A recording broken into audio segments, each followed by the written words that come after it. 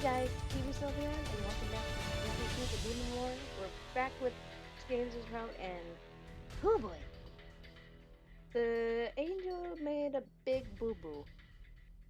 He tried to send Ellie into hell, and that's a big no-no when it comes to James. He's pissed. He's pissed off. Big time. James, in retaliation, formed a large wall between himself and the angel, pushing him back in time with Dan's tendrils. Every time the angel dispelled one of the tendrils on his body, James pushed forward and then formed another tendril in its place. Aw, take Damien! It became a team effort, forcing the angel back to balance his feet over the edge of the hell pit he opened. However, despite each rough tug and push James and Diana gave in, the angel continued to balance himself. With a burst of white light, the angel completely dissolved the tendrils and magic wall, jumping upwards and floating high in the air, tense and growling. The two demons, however, wouldn't let him hang around for long. Get it, Hank, because he's floating. Simultaneously, James and Diana fell off the ground and into the air at the angel. Diana on her summons but devastated, and James was with his powers. Diana summoned her sword and James formed a sword, flashing them against the angel's body. The lights and bright simply pounded against the post of the angel's door as if they were hitting armor. James became startled and began to defend himself against two opponents, not giving him an ounce of mercy in their attack. It was almost dizzying to see Diana and James flying around their targets, taking traveling at ridiculous speed. Each hit resulted in a large string of steel against stone that bounced around the room in a random cycle. Watching Diana and James circle the angel with their attacks looked like watching gold and purple fireworks going off against the stage. Finally, Diana's saber was launched out of her head, causing Diana to pull back a bit and while James met her out. As the angel knocked back James's attack, Diana swooped up behind the angel and entangled her arms around his and locked her legs around his cloak while pressing herself between his wings. What? Max! At her throne, purple and black lightning began scattering around the angel and freezing them in the air. But the electric force. James! No! The angel and Father gathered energy in this way, making it clear that the heaven was completely or godlike today. No! It's over! A large cat, James found the cover with his hands to his shoulder. James was in the same spot, which technically neither was in his body, so he was to lose it right now. James, what do you say about killing Diana?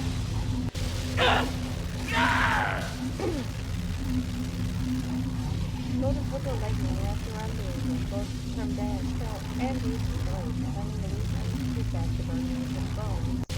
And in fact, James's hands slowly began to break into an ashy black color from the electrocution. James ripped his blade out from his two victims as Diana finally pushed herself away from the angel, leaving him to float in the air for a moment. Shielding from the pain, as the angel began to fall, he let out a deathly scream before falling into the hell pit below. Bye!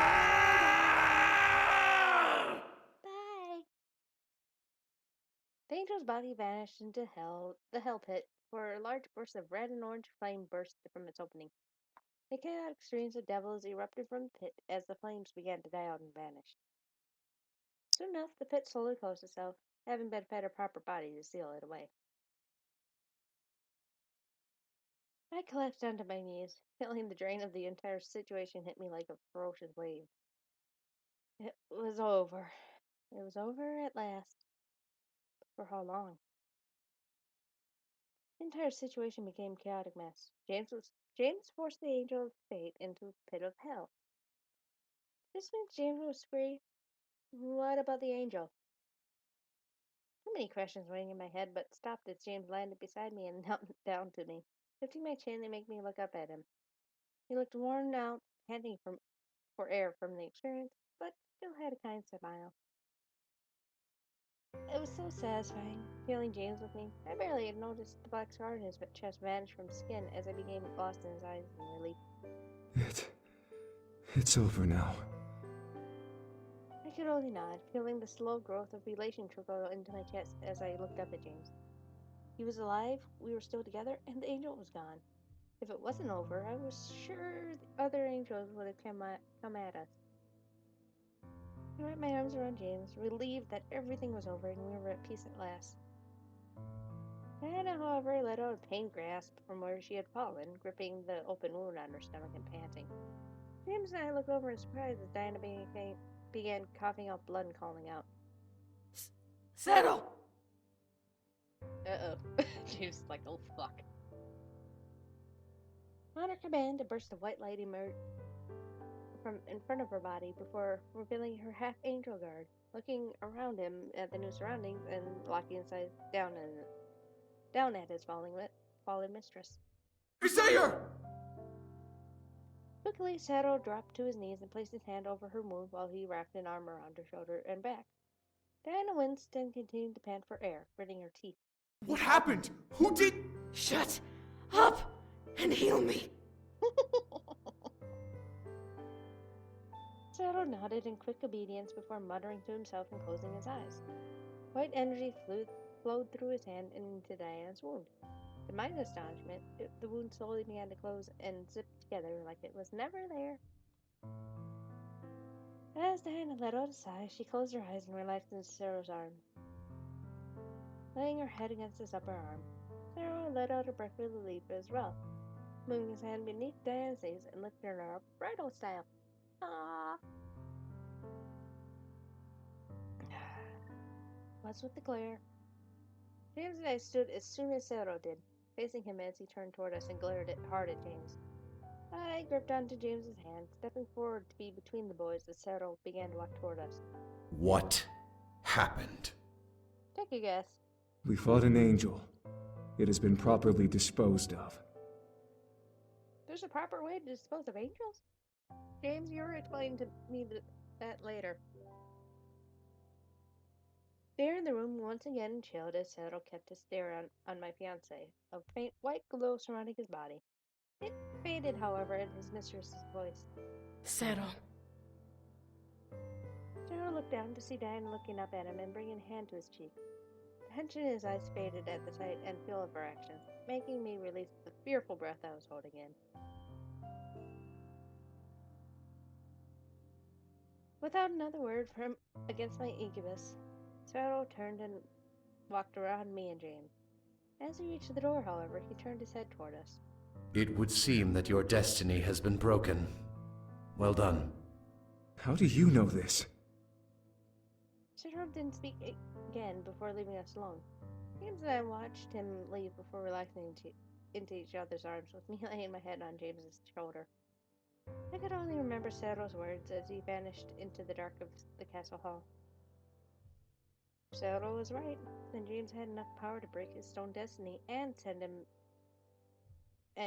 sending the angel packing only confirmed it.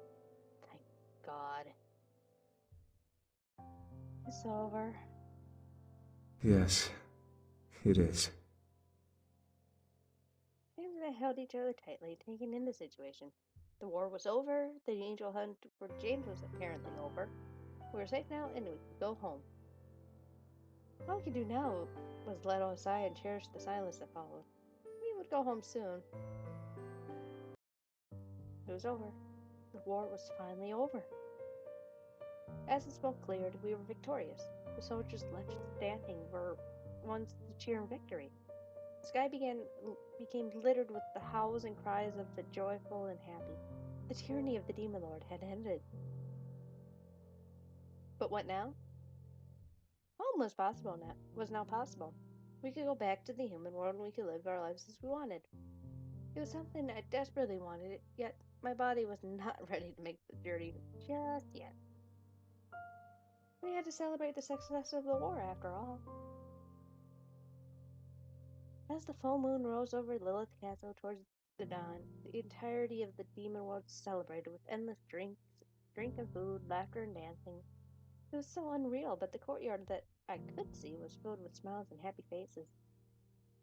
We stayed for one more night and traveled back to Lilith Castle to rest and return home as healthy as we could be. After all, we had just gone through a war. more night in the Demon Road wasn't going to hurt us. Or was it? Dun dun dun! While the majority of the rebellion danced in the courtyard, I remained with the Incubi and the rebel leaders, who were all in the royal hall having their own celebration. Drinks were shared and battle stories were exchanged, making some laugh and others roll their eyes. I found myself intrigued at the stories Sergeant told about the front line. As I looked at Diana, however, she simply kept quiet with a small smile on her face. She looked at the Incubi and the rebel leaders in silence before walking away from the little party we had. Aww. God damn it. So that person.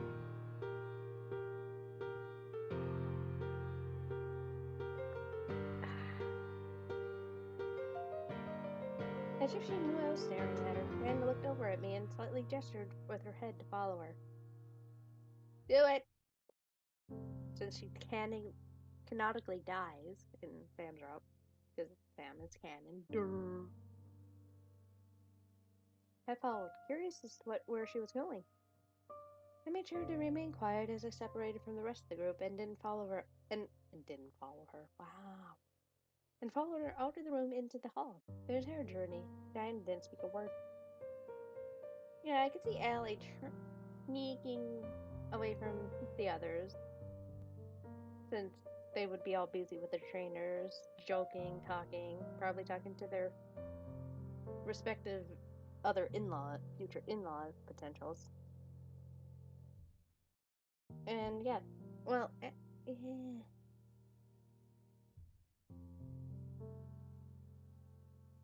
I just hate that Dinah dies canonically. Why?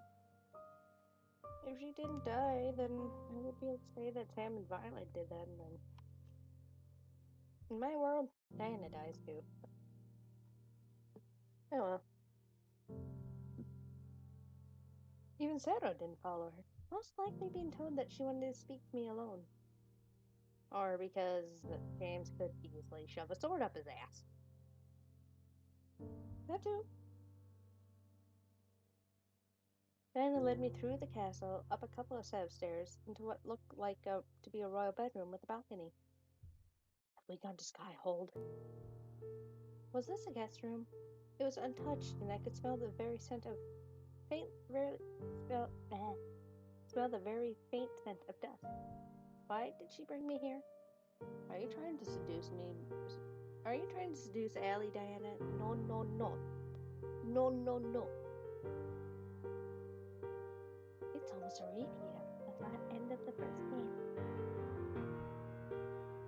Diana stepped into the room, using her magic to ignite the candelabras and air out of the room by opening and let air out of the room by opening the balcony window. Before I could ask, however, Diana finally spoke up. I have to thank you, dear. For what? For aiding us in this war. We've been fighting the Demon Lord for so long. We thought the war would never end. As terrible as the circumstance was, if you hadn't been summoned here, we probably would have still been fighting now. Diana walked to the balcony and leaned against the railing, stared into the dark night sky. The light from the room illuminated her form as she gazed at the stars. Despite the situation around us, the air seemed calm, with the faint echo of the celebrations whispering through the night. I walked over and stood beside her, leaning against the balcony, and looked at Diana as she smiled and let out a chuckle. To be very honest, I didn't expect to ever see you again. After I took your energy that night, I vowed to never deal with humans again. No clairvoyance could have told me about you coming into play in this war. You're just special. I wasn't exactly counting on coming here. It was good to see you again, though, because Allie would be the first one to kind of put aside what Diana did and be friendly toward her. Diana stared wide-eyed at me, a small form of a blush on her cheek. What? It's true. And it is, because Allie, she wouldn't hold anything against Diana. It would be like nothing happened. She would see her as a friend still. Even if Violet still would kill her. Why did I make Violet like that? I was able to see another side of her, one that wasn't cruel or ruthless towards me. I guess it was the real her, and I was happy to find out that she wasn't a terrible person after all. When you were in the human world, I never imagined you to be a nice person. You did everything you could to mess with me and try to force the boys to return. Since I came, I know who you really are. You have a good heart, Diana, and I'm glad to know that now. Diana stared for a while before smiling softly, her eyes slightly glossing over in a sense of appreciation. She almost looked like a little girl for half a second, her face full of innocent. And you do as well, my friend. Diana turned her body to me and held out her hand to me.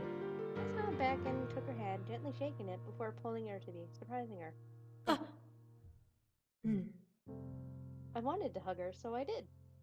I wrapped my arms around her body and felt her very slowly relax into my embrace.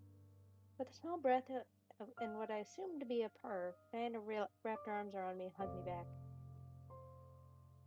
Never would I have imagined embracing Diana and seeing her not as an enemy, but as a friend. It was mind-boggling, but I was glad to know the real Diana now. Diana and I pulled away from each other and smiled before she stepped back to her original spot. Oh, I had almost forgotten. I tilted my head at her. What was she talking about? Diana lifted one of her hands toward the sky and waved her hand through the air, making a soft purple mist glow around her fingers. Within seconds, the mist morphed and formed itself into a lavender-colored lily, resting peacefully between Diana's fingers. She bowed down and presented it to me with a kind gaze. A gift, my dear. A gift?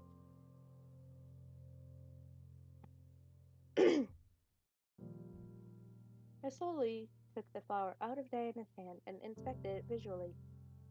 It was light, but I could feel a soft glow of magic emanating from the stem and petals. The bloom reminded me of a human world lily, but something about it seemed otherworldly. A flower known only to demons of Lilith. We call it the Flower of Lilith, because these flowers were said to have been created when Lilith first appeared in the abyssal plains. I stared at Diana, not understanding why she was giving me such a gift. She chuckled at my confusion and leaned against the railing, continuing her explanation. It is also a flower we succubi use when we marry. Are you trying to marry Allie, Diana? Is that what you're trying to say? You want to marry her? No. She belongs to you. Use? What do you mean? Diana chuckled again before she gently took the flower from my hands and tucked it behind my ear.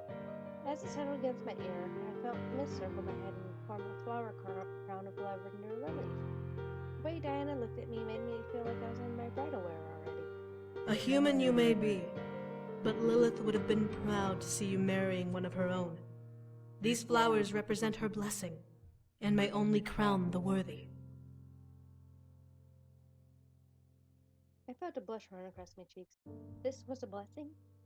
I slowly reached up and ran my fingers along the flower crown adorning my head, feeling soft petals against my fingertips. They were almost pulsing with energy. I felt both flattered and honored that a simple flower felt I was worthy enough to crown my head. And I let out a sigh and looked back to the night sky, making me do the same. One would have expected the sky to be full of smoke or smell of a war's aftermath, but the sky was clear and fresh air drifted through my nose as I inhaled. It was indeed another world, and tonight was my last night in it. Well, you Yay! did it! Nevertheless, not only did James defeat his father, the dreaded demon lord, but both of you took out a band of angels! Oh, yeah. Seriously! That's wild! We tough. But I guess it was for the best, or else they would have kept trying to hunt you down and make James the king of the demon world. Angels. So persistent.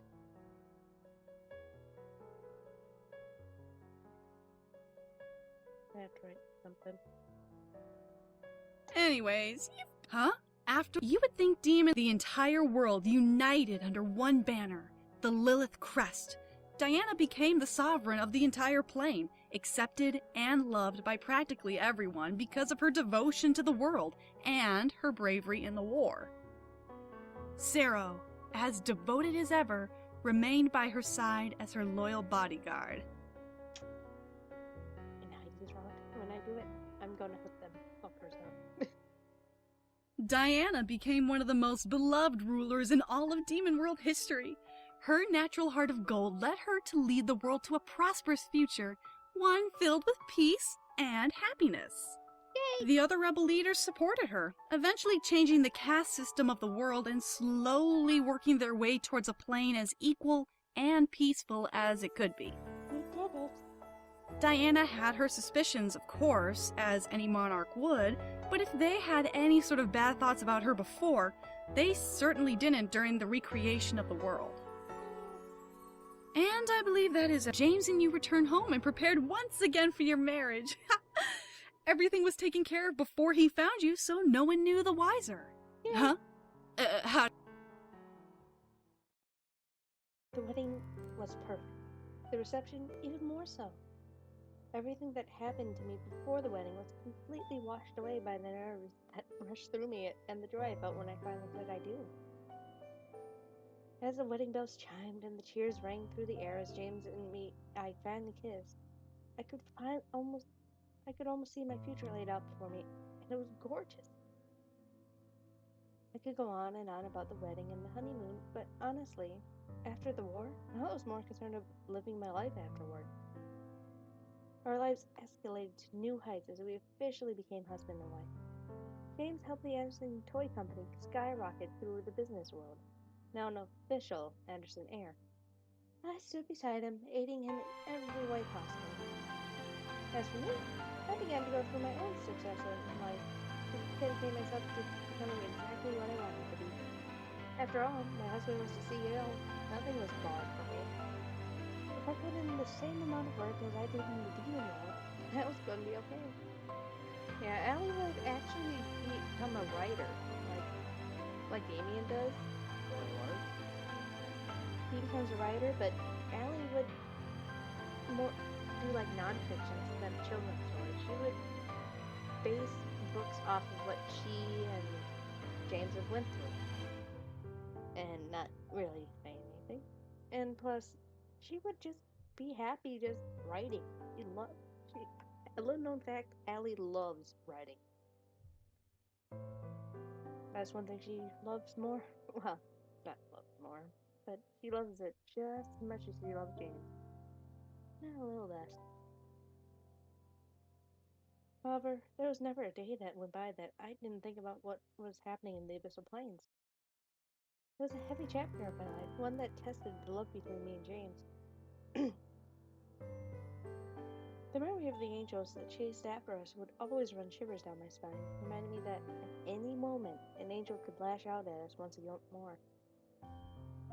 Still, I was confident that we'd go through it and stay together no matter what came our way.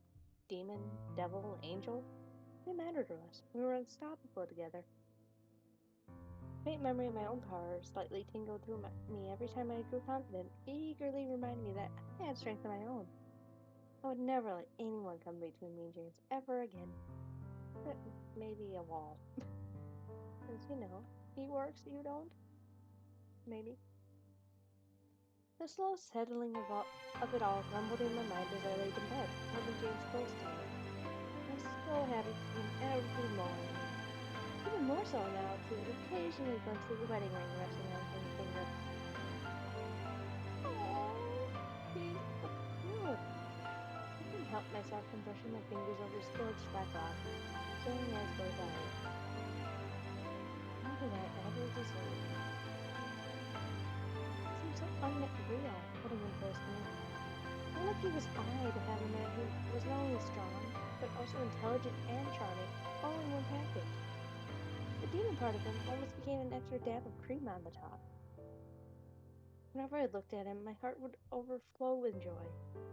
This was indeed true love, and I was the luckiest person in the universe. I softly leaned in and kissed his forehead, needing to show my love even as he slept. He protected me with his arms around me, and I would show him my gratitude for as long as we were together. My kiss, however, slowly made James stir in my arms. Okay. I gasped at it before giggling, seeing his eyebrows slowly flutter open. Yeah, his eyebrows slowly flutter open. Way to go, me. The sight of his tired, whiskey-colored eyes made my heart do giddy flips, knowing that they would always look at me out of love. Good morning. Good morning. James nestled into the pillow beneath his head, taking a moment to wake up at last, before smiling up at me.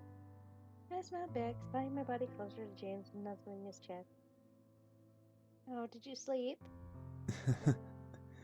I slept well, but waking up to your smile is so much better. Ugh, another heartstring pull.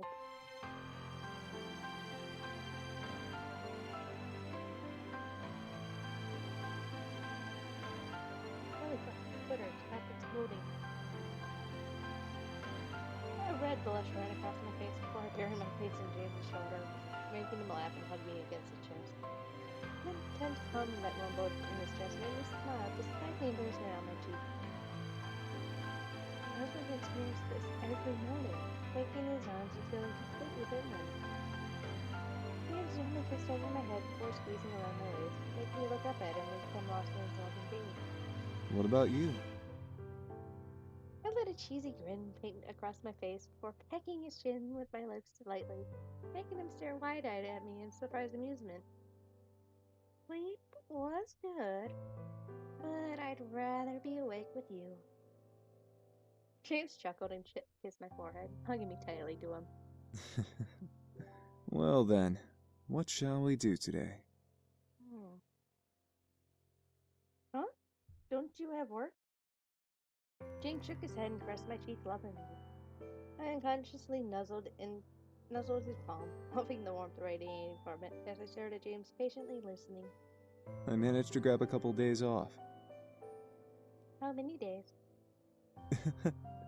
How does a whole week sound?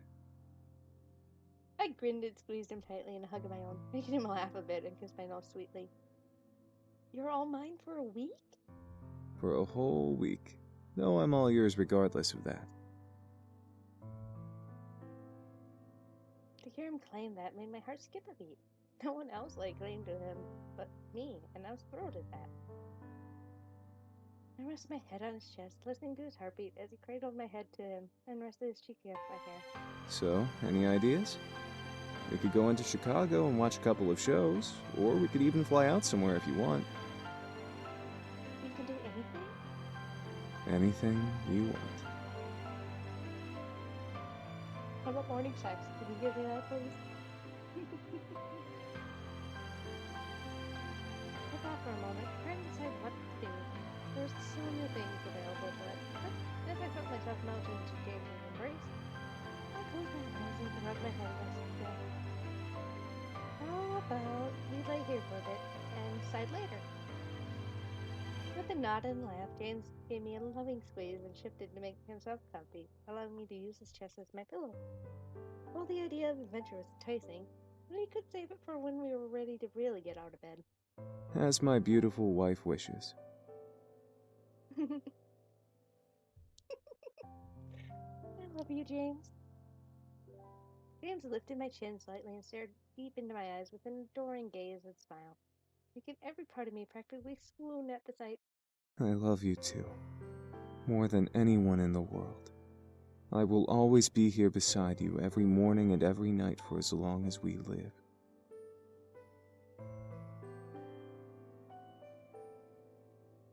I believed every word. I let his words embed themselves into my heart, and I would remember them forever. As James finally kissed me, locking lips with mine, he sealed his words. His destiny was to be with me, and I to be with him. No angel could change that, no demon could break that. And that was my perfectly happily ever after. Oh. Wow. James is done. Hey, James is so perfect for somebody. He's so tender and gentle and me. And if Sam hadn't taken my heart when I first played through it, like when it first came out, if Sam hadn't taken my heart, James would have been right there. And this is why. He is so sweet. He's... But Sam just has that awesomeness about him. I don't care what anyone says. Sam is bae to me. All the other Sam people that love him, let me know by saying Sam is the best in the comments. But James is a really close second because of this. I mean, he fights through what was supposed to be his destiny to be with the main character, Mika. I'm going to call her Mika. Main character is just too long. And he gives 100% to anything he does, and he just loves her. But Sam still is number one in there. Sam is the king of my heart. I mean, he's king of dragons, but still. Lord of Dragons, King of Dragons, whatever. But James really shot through to be number 2. And next, I'll be going through the third favorite incubi of mine, Erik. And his is more emotional, I guess. Not as emotional as James's or Sam's, but a little different. Because if you haven't seen Erik's routes, what's wrong with you? Play the first game, get this game if you can, and just play. I logged. I think I can actually chat.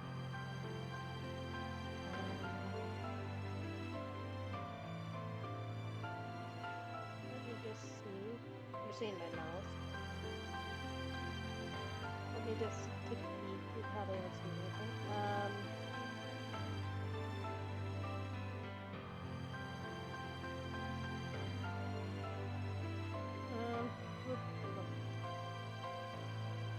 Let me just pop in there and see how many hours I logged into it.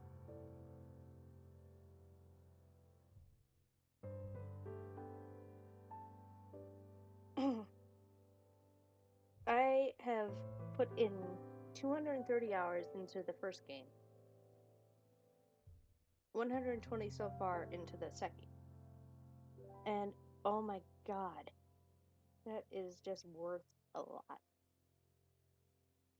200 hours into the first game. That's how playable it is, even though it's pretty much rinse and repeat for some of it. But 200 hours into one game. Nearly 200 into this one, because they're so replayable. And then there's also the side things, the epilogues, which I do have Diana's. I will be going through Diana soon. But I'm going to take a break from Seduce Me for a little bit after I finish up with Erik. Or after this, actually, because my brain can only handle so much and so much love. I did this with Sam, too. I took a little break. I'm doing, I'm tweaking a few things here and there, and yeah, that was James's route, and it makes me remember that Michaela is done with the Seduce Me saga. She's still going to be shooting out epilogues and stuff and side stories, but she's done with the main thing. This is it. But I can't help but wonder if she would ever reconsider and maybe do a Seduce Me 3. Follow those that followed Sam and went to the demon world, chose to rule the demon world with him, or followed any other choice that may have kept them there. Like with Diana. You can be with her in the demon world. Spoiler.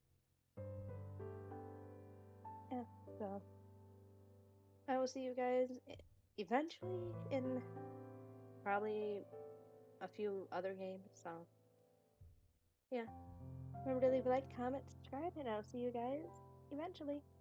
Bye!